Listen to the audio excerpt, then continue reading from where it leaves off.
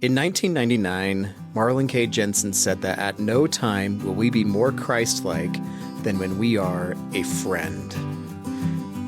Welcome back, our friends. We're here tonight to talk about friendship on the Peace of Living podcast, and I am your host, Jason. And Allison. And we're so excited to be with you. This is a topic we've been thinking about and talking about for a while now, just on the power of friendship. And while that might have been something that came easily for some of us when we were younger, it's kind of different in the adult years, but it no less diminishes the power and impact of great friends and being a great friend, even into our adult years. Joseph Smith even said that friendship is one of the great fundamental principles of Mormonism, or I would say it's one of the great fundamental principles of following Jesus Christ. He said, it is designed to revolutionize and civilize the world and cause wars and contentions to cease and men to become friends and brothers. Friendship is like Brother Theodore Turley in his blacksmith shop welding iron to iron. It unites the human family with its happy influence. And Allie and I have been very blessed by great friends in our lives. And we just want to talk tonight about how friendship and being a friend to each other, but also a friend to Jesus and him being a friend to us can be a huge blessing even into our adult years. So even today, I was reflecting on just the impact of friendship, and I had given a talk earlier in one of the wards in the stake, and I had some old friends in that ward. It's kind of cool. And even just this afternoon, one of them texted me and just said, "Hey, like, it was great to see you, great to hear from you." And it just was like really nice, even though I haven't heard from this person in a long time, just hearing like the voice of a friend can really just like brighten your day. And it made me think of when Joseph Smith was in Liberty Jail, obviously horrible conditions. He was there in the middle of the winter. It was dirty, smoky. They had nothing to eat, horrible, didn't see their family hardly ever. And just the conditions were just the worst, right? Just eating, maggot. There's even rumors that they were fed even like stuff like human flesh, like just really terrible. But from that time when Joseph Smith was in Liberty Jail, which was the worst time of his life, we received some of the best revelations from him in Doctrine and Covenants, section 121 through 123. But some of the backstory that led into those marvelous sections, those marvelous revelations coming forward, actually was kind of spurred by, and the conditions were set by, his friends. And so I just want to read this to you for just a second. In that letter, so sections 121 through 123 were really extracted from a much more larger, more comprehensive series of letters that Joseph Smith wrote from Liberty Jail.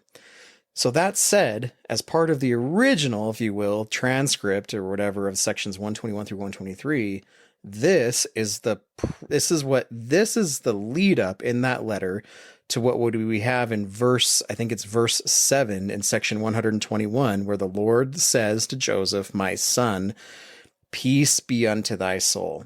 And I love that this serves as a precursor to him hearing the word of Jesus Christ, and B, feeling peace in the most miserable of circumstances. And if I don't know, if that doesn't speak to like the power of great friendship, I don't know what does. Great friends help us hear and feel the love and the words of Jesus in our lives, and also feel peace even during trying times. And so this is what that letter said.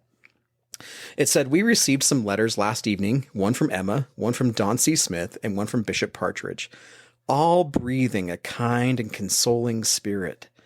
We were much gratified with their contents. We had been a long time without information, and when we read those letters, they were to our souls as the gentle air is refreshing. But our joy was mingled with grief because of the sufferings of the poor and much injured saints. And we need not say to you that the floodgates of our hearts were lifted and our eyes were a fountain of tears.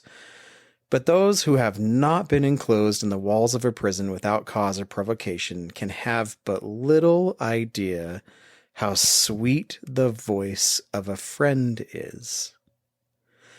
One token of friendship from any source whatever awakens and calls into action every sympathetic feeling.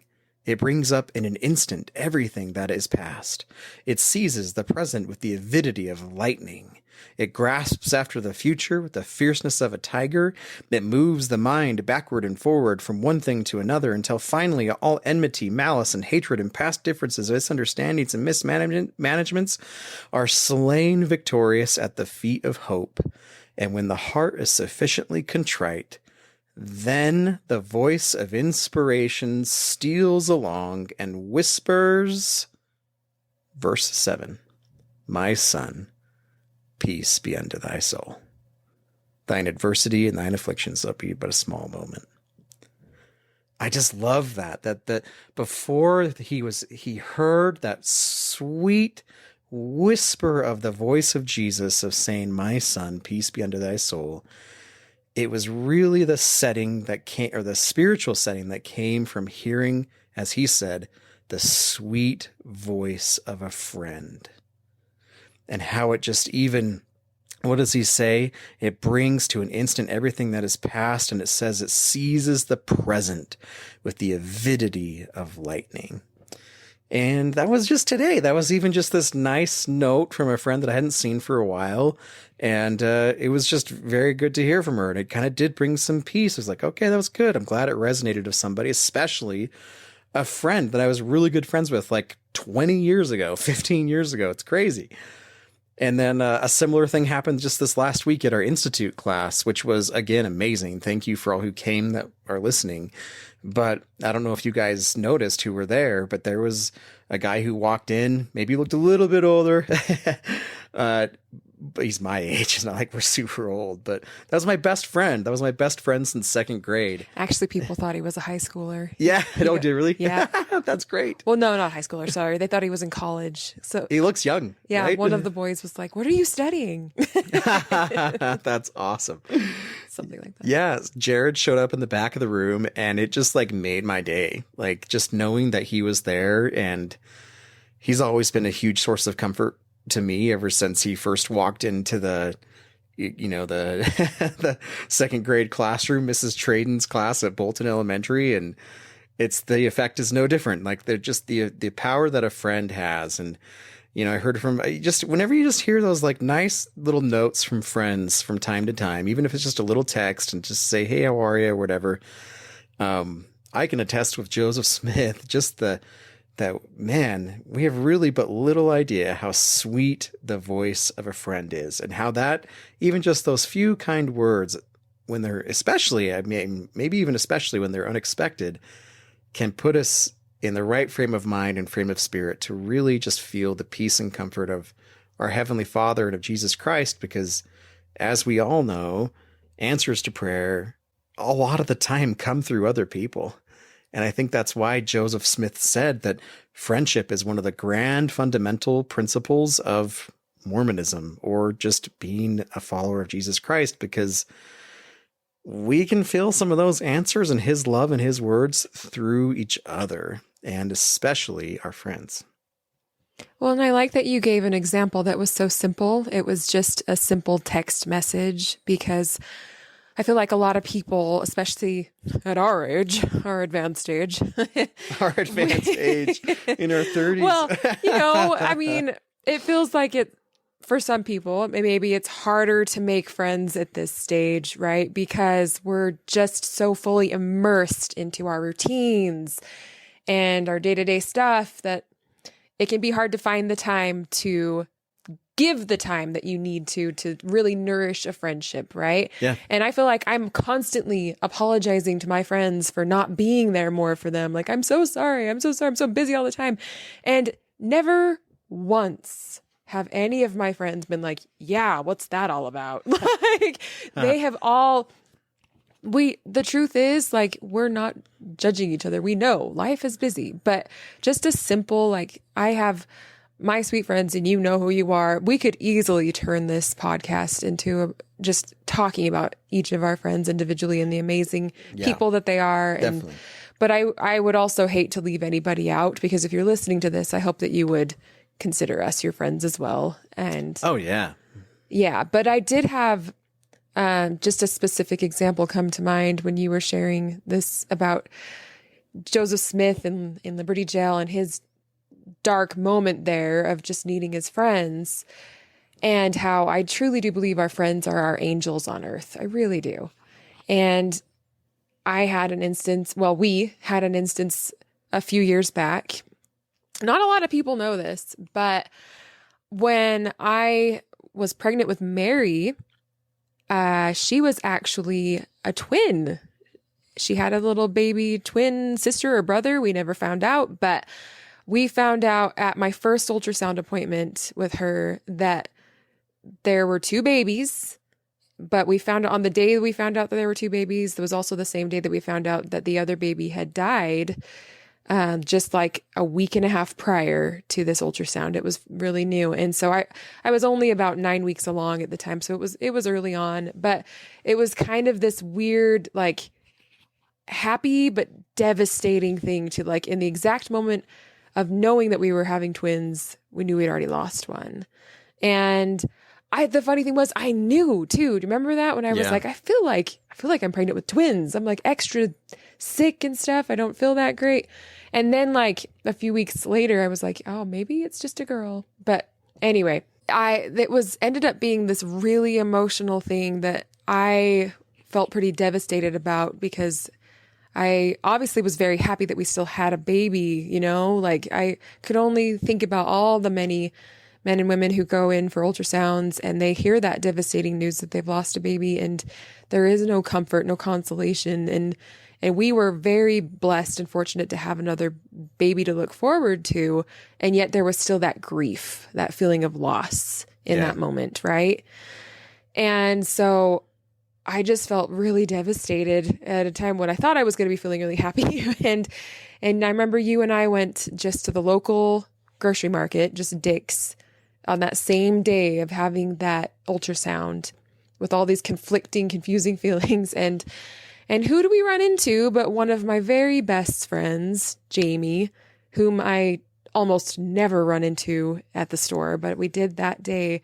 And she didn't even know we were expecting a baby at that point. We hadn't told anybody because it was so early on. And I think I burst into tears and told her like what had happened. And she just, bless her soul, just gave me a big hug. And I don't even remember exactly what you said, Jamie, but it doesn't matter. And that's the point, is that it's really just being there and being a presence in some way, and being there when your friends need you. And I really did. I will always count that as one of my greatest blessings, that in that moment when I was feeling a lot of heartache, that God put one of my very best friends in my path.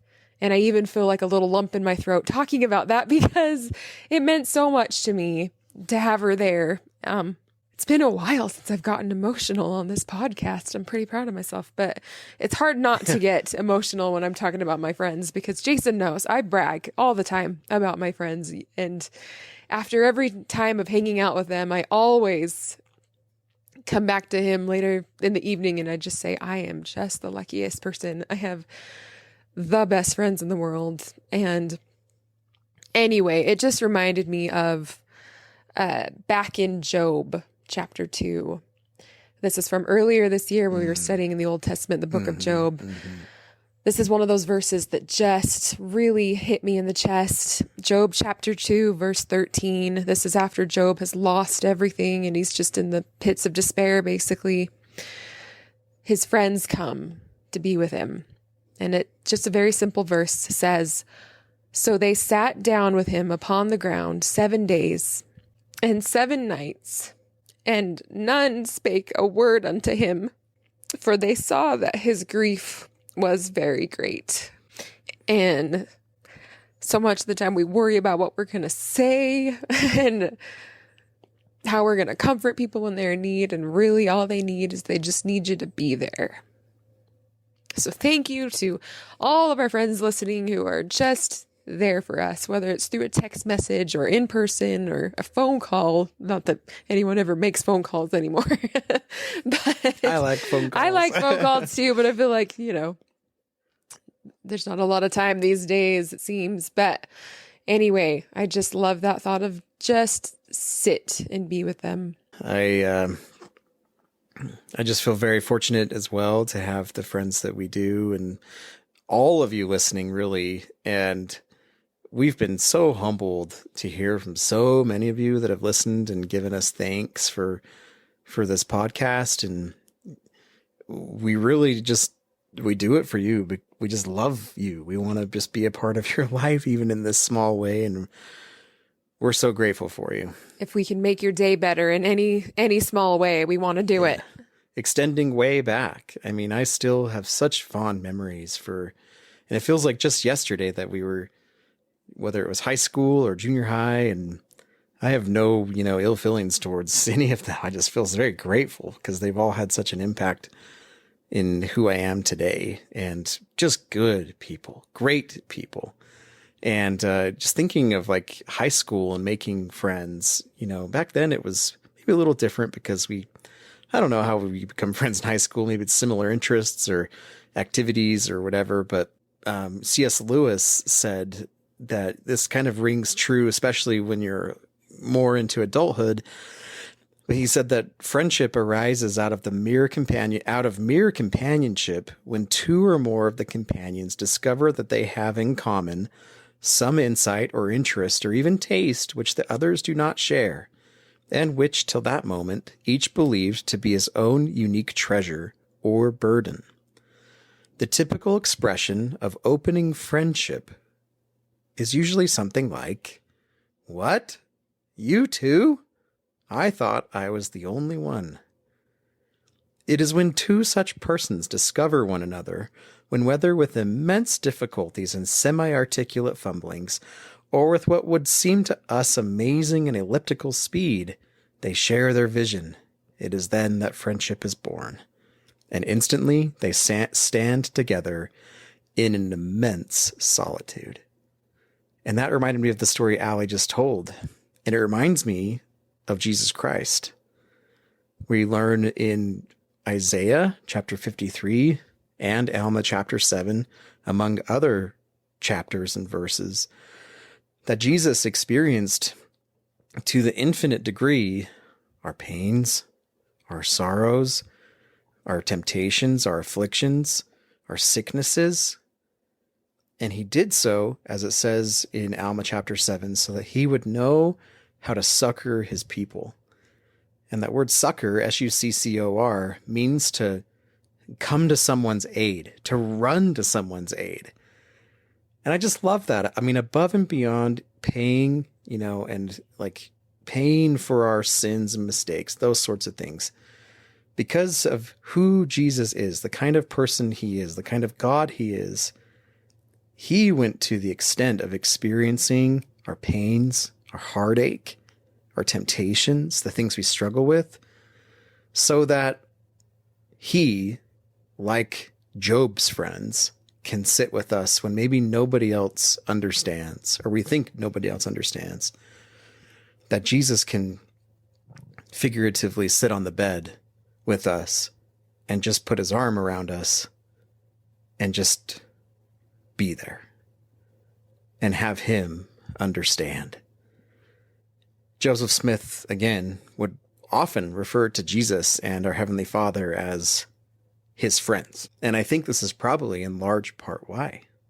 Because like C.S. Lewis wrote, when you have that someone, when there's someone, when you can share that thing, when you're like, you understand, you get this, you've been there, or you too, or they even just have that open heart towards you, and you can stand there together in an immense solitude. That's a beautiful thing, and that's friendship. So I think I've already shared this on the podcast, but like this was like 6 weeks ago, 2 months ago now. Anyway, I was just having a weird day, and I was going to Costco after work, which you do a lot. We love Costco. But I was going to Costco, and I was just saying like this prayer, and it was really like strange. I'd like never really pray for this sort of thing, but I was like, Heavenly Father, like it would be really great if I could just like see a friend. And within minutes, walking down in Costco, I saw one of my old friends from high school. She was there with her little boys. And it was like so cool. I hadn't seen her forever. Like Ali said, I'd never run into this person. And here I did within minutes. And it was just great to see her. It was great to see her little boys and hear what they're doing with their music and stuff. And it was just so cool. Like it was like a 2-minute interaction, but I just knew that like there he is. There's Jesus. Like you can't explain away that coincidence. And then because of who he is, he put another friend in my path while I was there. We chatted for like 20 minutes. And it was just cool. Like that, the small connections were just really powerful in, again, like C.S. Lewis said, in that feeling of like standing together in an immense solitude. Well, I'm going to circle back to Marlin K. Jensen's quote that you shared at the beginning, that at no time will we be more Christlike than when we are a friend. And that makes sense to me because there are a few times when I feel so lifted up and honestly as close to heaven as possible than when I've been hanging out with good people, good friends. And I think that's important to mention, is that you should pay attention to how you feel around the people that you spend your time with. And I remember this was a difficult concept to teach as a seminary teacher, because I was trying to teach one of my classes about how it's important to surround yourself with good people and good influences. And if there are bad influences in your life, that there's no harm in cutting those influences out. That doesn't mean you have to wish anyone ill or anything like that. You can still be friendly, but you can also set up boundaries, right? And I remember there was a student that I taught that just really struggled with that, because he thought that I was saying that we shouldn't be friends with people who are different than we are. And that is not at all what I am saying, not even close, because if I'm being honest, my closest group of friends, we could not be more different in a lot of ways. We believe differently in a lot of things. We come from different backgrounds, politically, religiously, personally, all of it. On paper, we're very different people. And yet some of the happiest, best times of my life have been with these friends, and being with them enriches my life. Because the key difference there being that we support each other, and we don't highlight our differences, and we don't make any of us feel bad for the ways we think differently. We just amplify the good.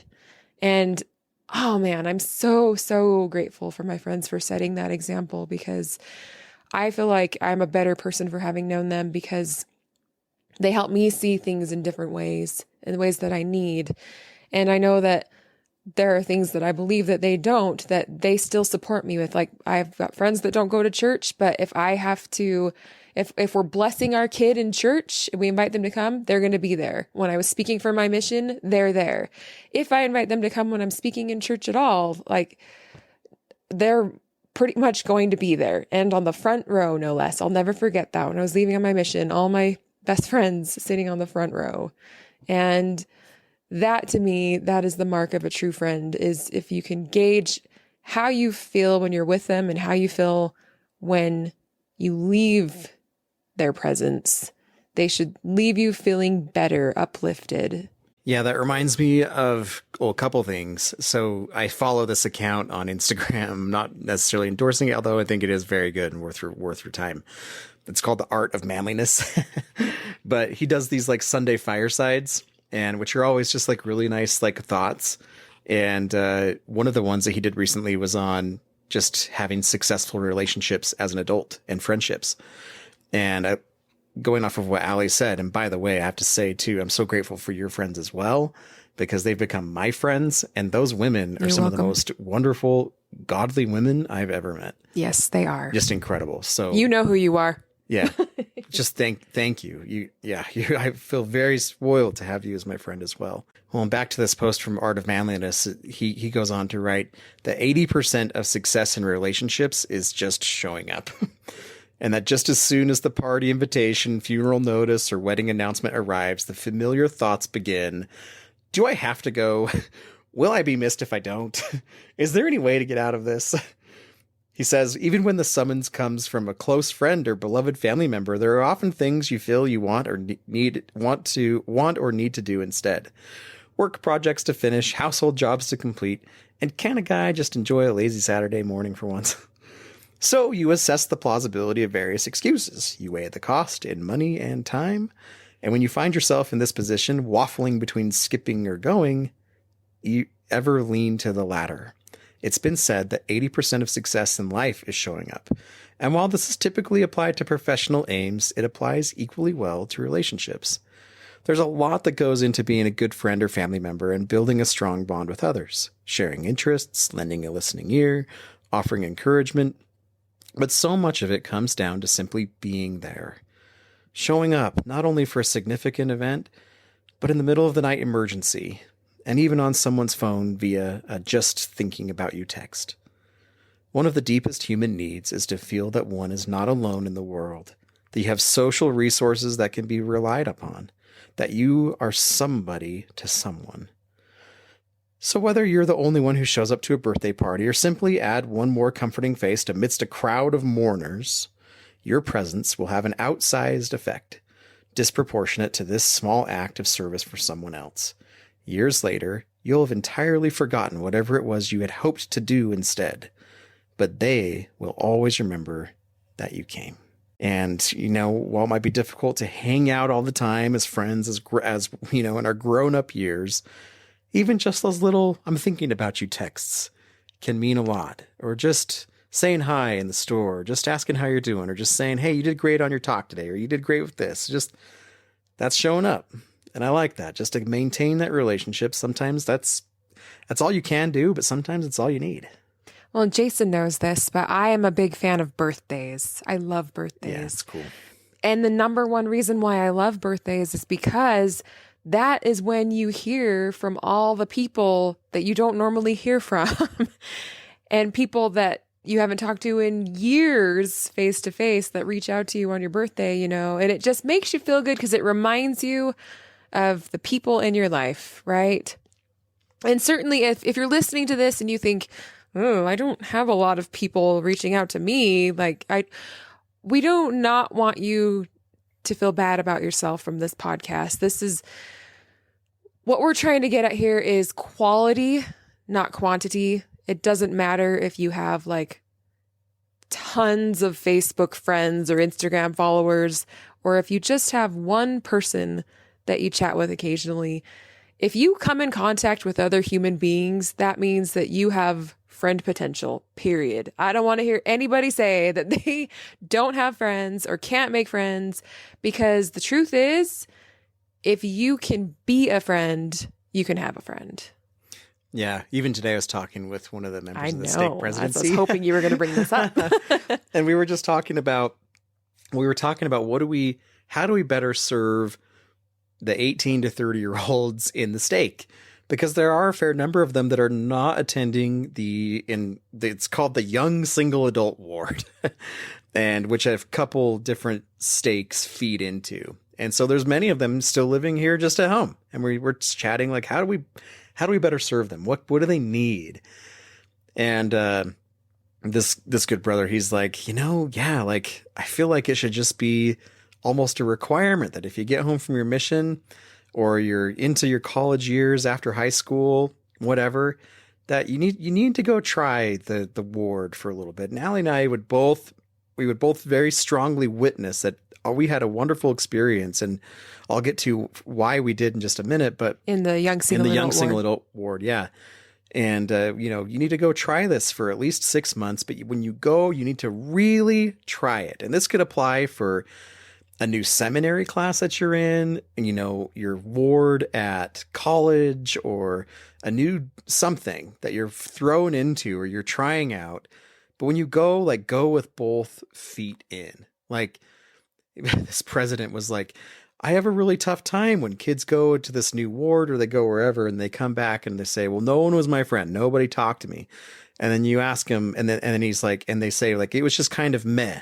And this president was like, well, I'm willing to bet if the experience was kind of meh for you, then maybe you were kind of meh.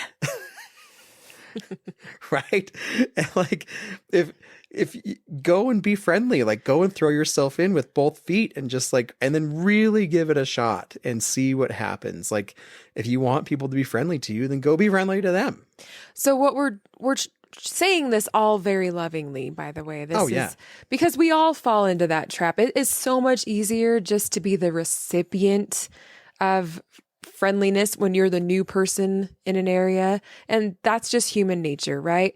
What we're challenging you to do is to step outside that and give a little bit more because, you know, it's the old adage of you get what you give, right?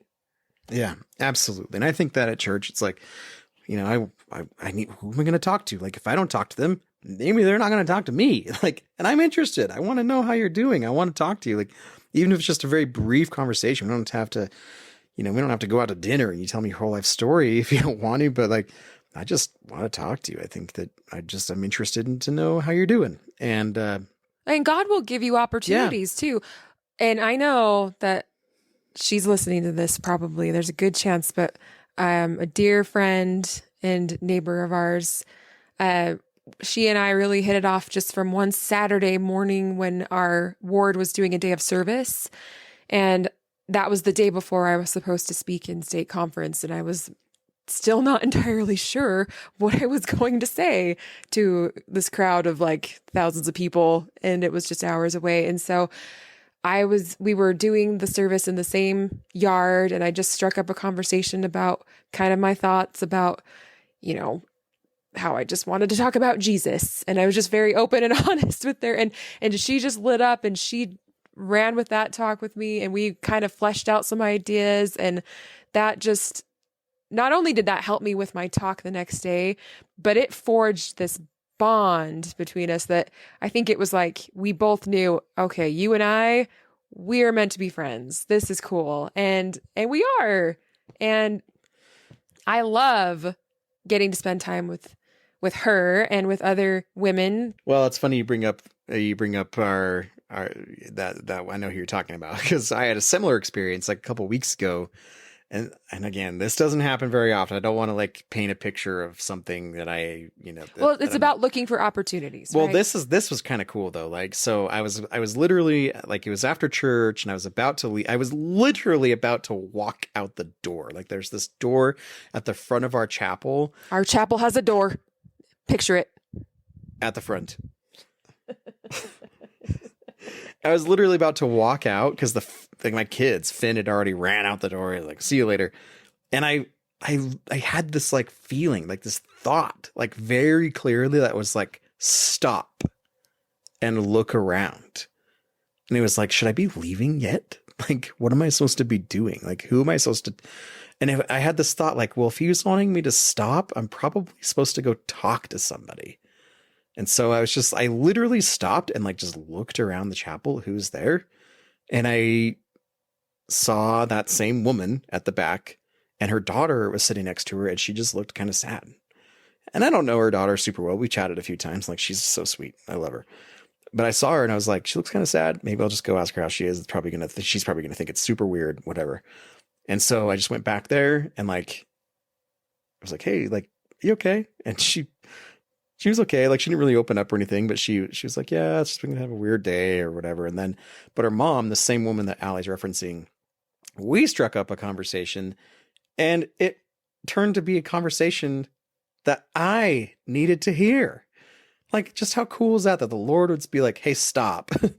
And not only, go check in on this person that maybe looks a little sad, but also I'm going to turn this into a blessing for you as well. Like, that's just so cool. And so, like Allie said, I can add my witness that he'll give you opportunities to be that friend or be there and stand in that immense solitude together with somebody, even if just like for a brief few moments. where it's just going to be super meaningful, hopefully for them, but like also for you. And now like that bond is there. And like when we walk into a class, I'm in the same class with this person, these other people in the ward that I've like had that connection with, like you just know it's going to be a good class because we have each other's backs, right? That sense of community, that sense of friendship is just so strong. And it's just cool how the Lord will like do that. Like the Lord can and will work through all of us to like be his hands, to be his voice, to be his words, while he's not here. And that's awesome. And one other thing too, that Allie was mentioning, like pay attention to how you feel about your friends. Elder Holland said, or how you feel when you're with your friends. Elder Holland said, there are many qualities you will want to look for in a friend, and especially a serious date, to say nothing of a spouse and eternal companion.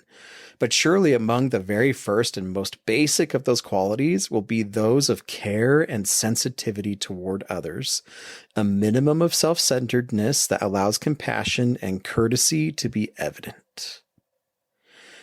And then he said, that best portion of a good man's life is his kindness, said Mr. William Wordsworth. There are lots of limitations in all of us that we hope our sweethearts will overlook, or our friends will overlook.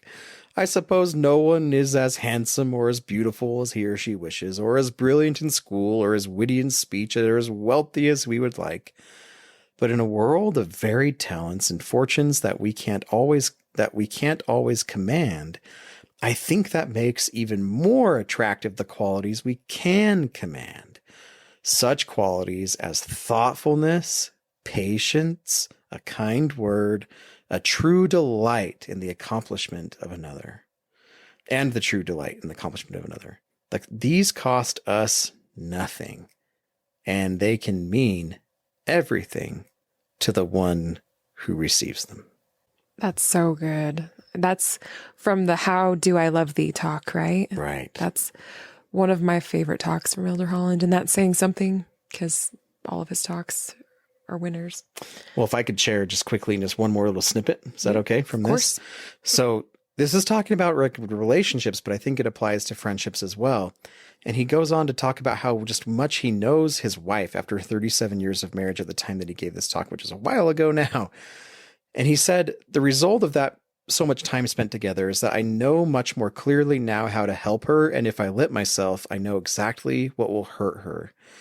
In the honesty of our love that can't truly be Christlike without such total devotion, surely God will hold me accountable for any pain I cause her by intentionally exploiting or hurting her when she has been so trusting of me, having long since thrown away any self-protection in order that we could be, as the scripture says, one flesh. Again, I know this is talking about marriage, but this is relevant to friendship in a lot of ways.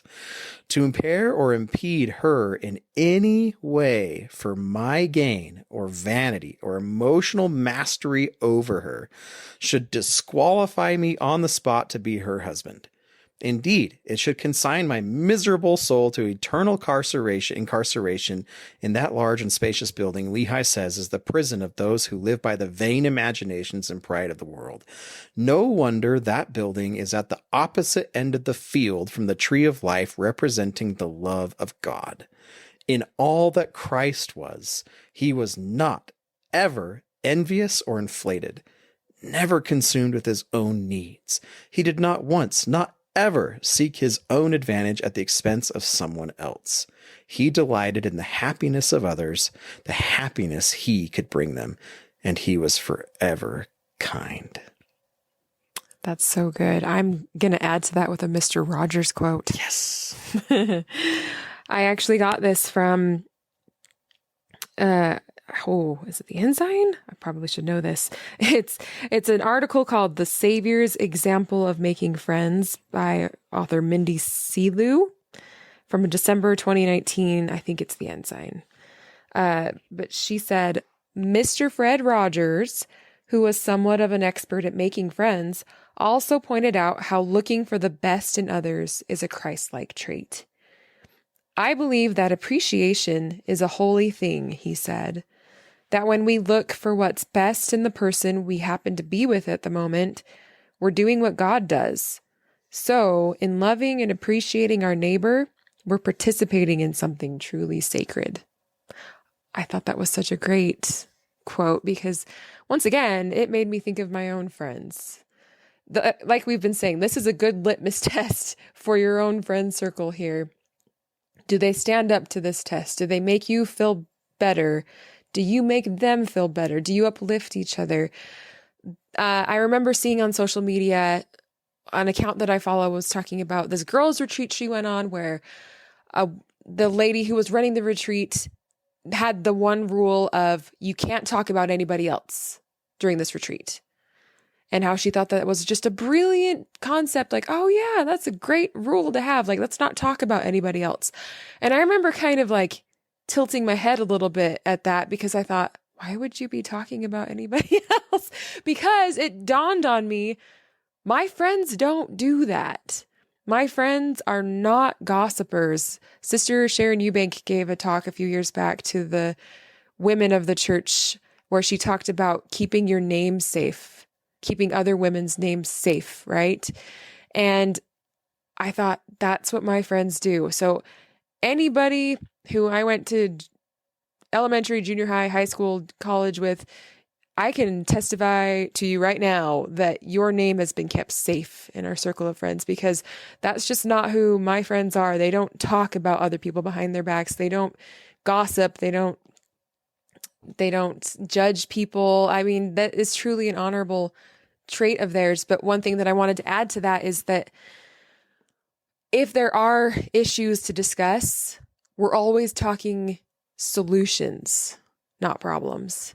Which is why it always feels so good talking to my friends because the temptation sometimes I think is to burrow down into a deep hole. Like when something's bugging us and we just want to talk it out, you know?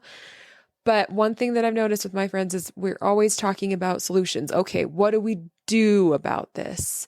And I've tried to adopt that in my own conversations. I'm not always perfect at it. Certainly, I don't always make the best choices in conversation. I guess I've said things before that even earlier tonight, we were having dinner with my parents and I started complaining about something that someone else had done. And immediately, as soon as I said that, I regretted it. And I was like, I am steering this down a negative path and I wanted to pull it back, but it was already out there. And so it had to like go through its course and then it was change the subject. But I remember thinking that like as soon as it had left my mouth, I'm like, oh, I wish I hadn't said that. I shouldn't have even brought it up. Like that was pointless.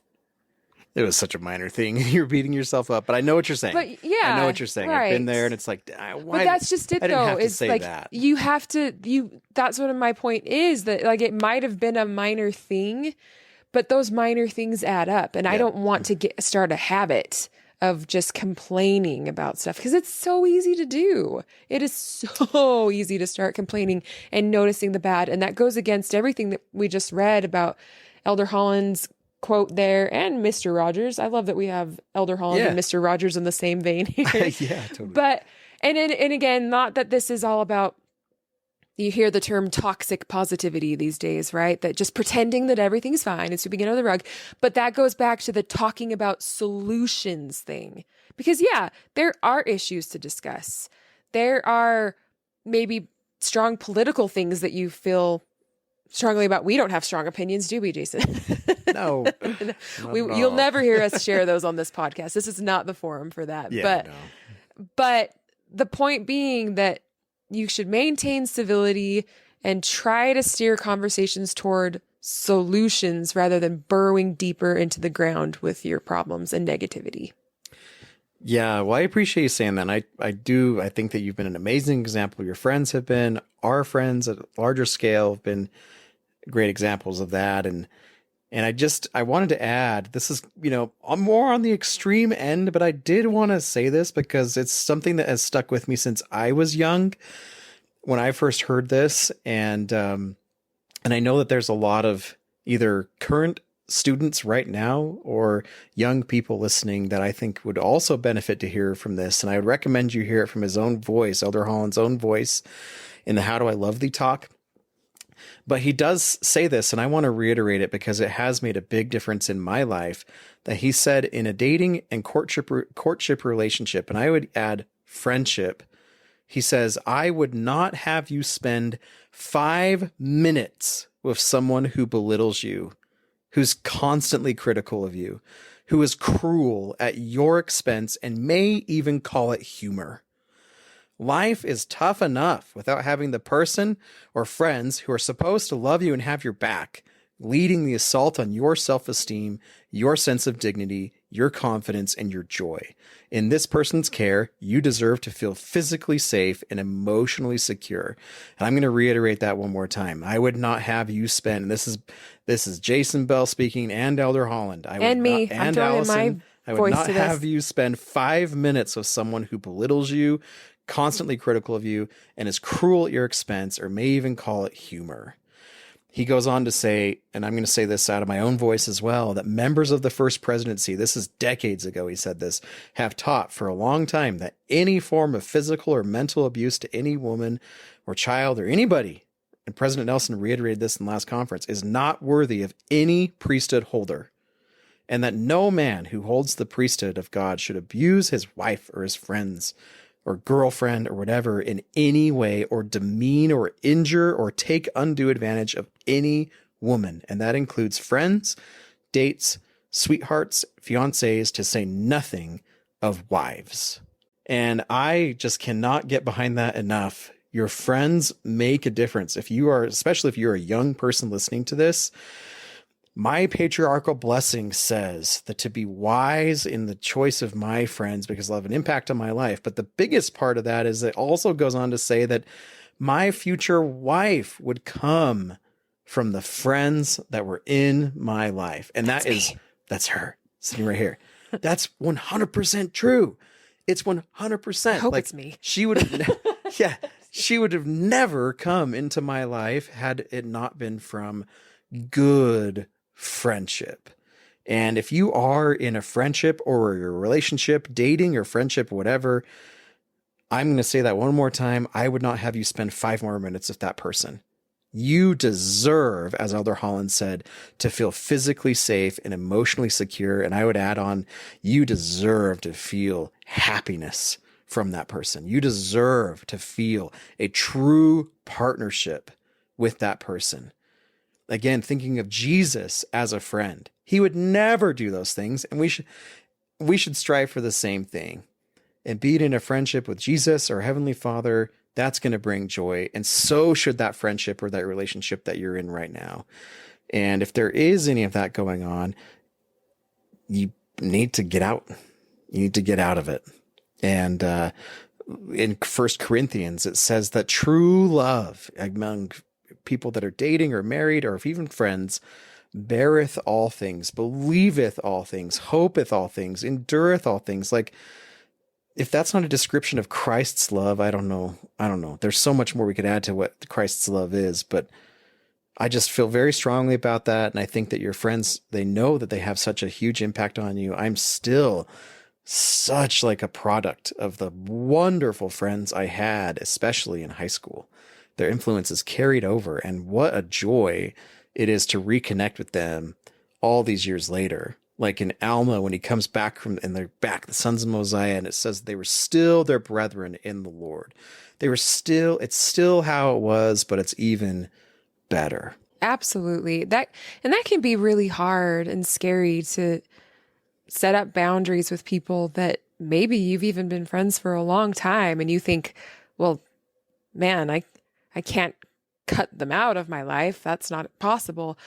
There are ways to distance yourself. I mean, I don't have those answers for you. That's something that you're going to have to figure out for yourself. But if you pray for guidance and help in knowing how to handle those difficult situations, God can enlighten your mind, right? Like we talked about last week, he will speak to you in the way that you need to hear and give you the exact direction that you need to really be courageous and to take bold steps in the right directions, because it is not worth it for you to sacrifice all that's in your future to be around people that demean or belittle or degrade you, whatever those the exact words were from Elder Right. Holland. Don't do it. Just get out. You are doing a service to yourself and to your future self. Well, and especially, I mean, not to, make this podcast like 2 hours long, but so as part of my undergraduate degree at the University of Utah, a lot of it was focused on relationships and what makes them work and what makes them fall apart. And a lot of the research that I studied he's a famous guy, the Dr. John Gottman, and he's the head of the Gottman Institute. You can look him up. He's very famous because he's a marriage and family therapist and all sorts of things, brilliant PhD, all of that. But he's done decades, like from the 60s or 70s until now, decades of research about relationships. And if you've heard of him, you probably know that one of his main claims to fame is that he's met with thousands of couples, and within 5 to 15 minutes of just observing a couple's interaction, he can predict with 91% accuracy if they will be married happily long term or if they'll be unhappy and likely divorced within a matter of years. 91% within 15 minutes.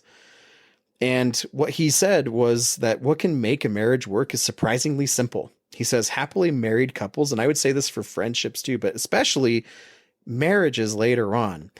And you'll understand why I'm saying this in just a second. But he says happily married couples aren't smarter, richer, or more psychologically astute than others.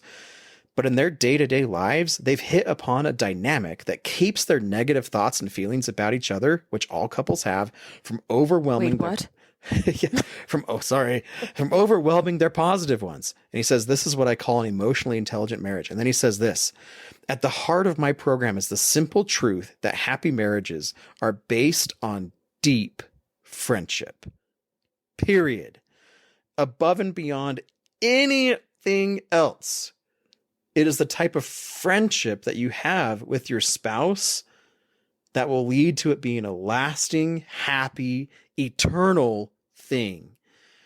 Which goes again, like if you were to look at For Strength of Youth, the old one or the new one, in both of them, it says that the primary reason for meeting people in high school and into your dating more serious years is to develop friendships. Why? Because friendship kind of sort of is the key for a happy marriage. It is everything we've described tonight.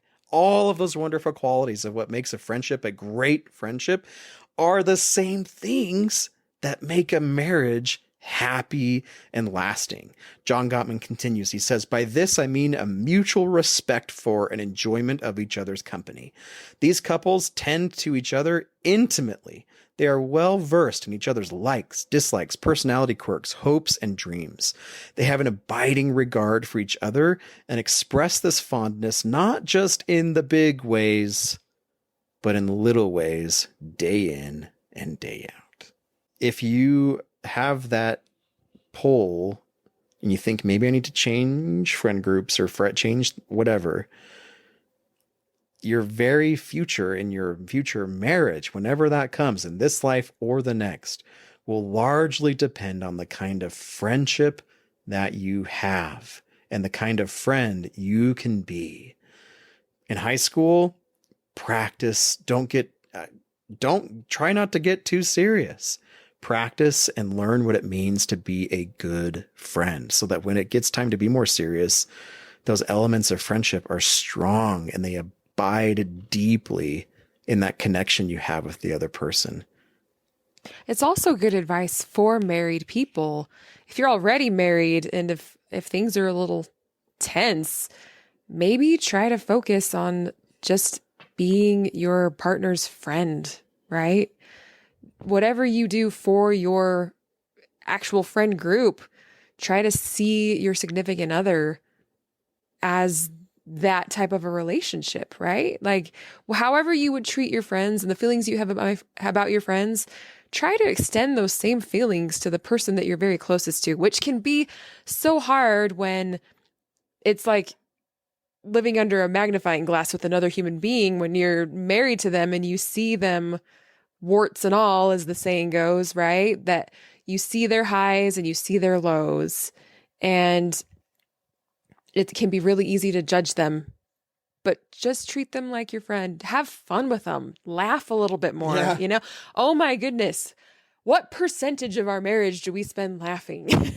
A lot of it. I mean, you can even see, even from this podcast, we can't even in our serious topics, we have to laugh over.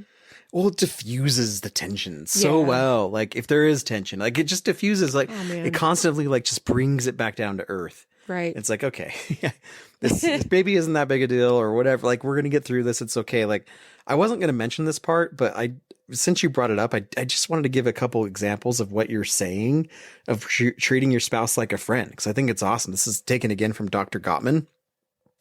And like what I just read, you know, having that abiding regard for each other and expressing that fondness, not in just the big ways, but in the little days. He gives an example and he says, take the case of hardworking Nathaniel, who runs his own import business and works very long hours. In another marriage, his schedule might be a major liability, but he and his wife, Olivia, have found ways to stay connected. They talk frequently on the phone during the day. When she has a doctor's appointment, he remembers to call her and see how it went. When he has a meeting with an important client, she'll check in to see how it fared. When they have chicken for dinner, she gives him both drumsticks because she knows he likes them best. When he makes blueberry pancakes for the kids on Saturday morning, he'll leave the blueberries out of hers because he knows she doesn't like them. Although he's not religious, he accompanies her to church each Sunday because it's important to her. And although she's not crazy about spending a lot of time with their relatives, she has pursued a friendship with Nathaniel's mother and sisters because family matters so much to him. If all of this sounds humdrum and unromantic, it's anything but. Through small but important ways, Olivia and Nathaniel are maintaining the friendship that is the foundation of their love. As a result, they have a marriage that is far more passionate than do couples who punctuate their lives together with romantic vacations and lavish anniversary gifts, but have fallen out of touch in their daily lives.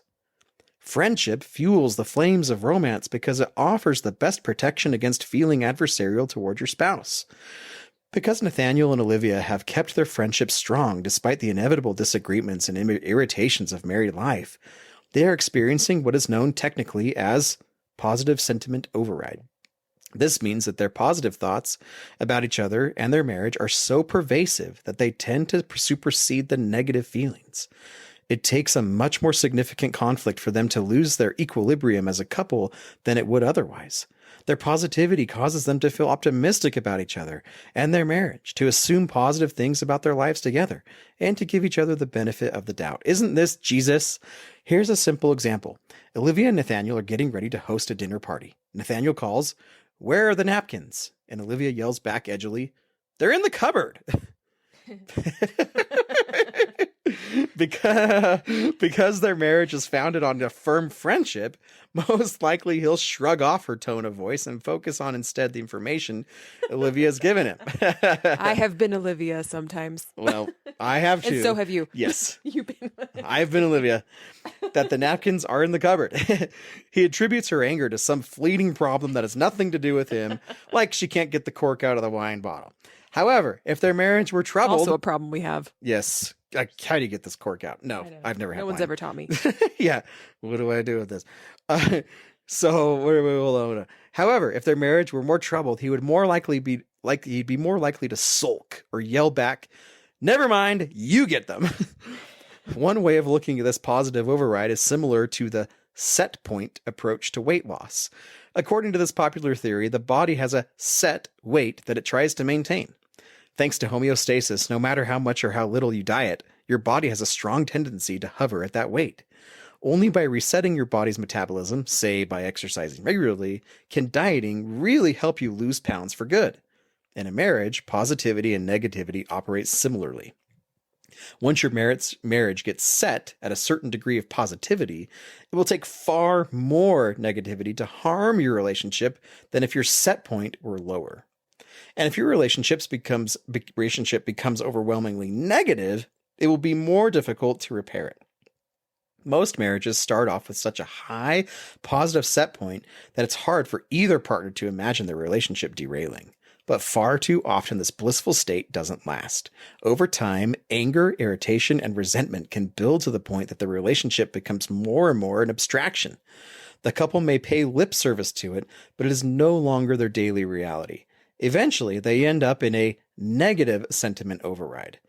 Everything gets interpreted more and more negatively. Words said in a neutral tone of voice are taken personally. The wife says, "You're not supposed to run the microwave without any food in it." The husband sees this as an attack, so he says something like, "Don't tell me what to do. I'm the one who read the manual." Another battle begins. Once you reach this point, getting back to the fundamental... I'll microwave as many empty microwaves as I like. That's Thank right. you. I like it empty. Once you reach this point, getting back to the fundamental bond that united you in the first place can seem difficult as backpedaling while whitewater rafting. And then he talks about the 7 principles. Will show you how to strengthen your friendship, even if you feel awash in negativity. Anyway, that's a lot of reading there, but those are just some examples of like maintaining that friendship can be something as, for some couples, some friends, it can be something as simple as, "I know you didn't like the blueberries. Here's a pancake without them." It's cool. I just love it. Just little moments of thoughtfulness, really. Yeah. Checking in. How's it going? How was your appointment? How was your class? How's the work going? Yeah. It's great.